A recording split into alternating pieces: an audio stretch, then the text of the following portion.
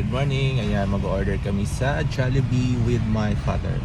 Hi, father. Hello, morning po. So first time namin mag-drive-thru. Ayan, using this Vivi, si Velvet. Waiting lang kami sa aming, order. Sorry na lang sa mga hindi kasama dyan. Adventure. Diba, first time namin dito, hindi namin alam meron pa palang isang window. Doon namin kukuhanin yung order. Yeah. Cheers. Tubig ko eh.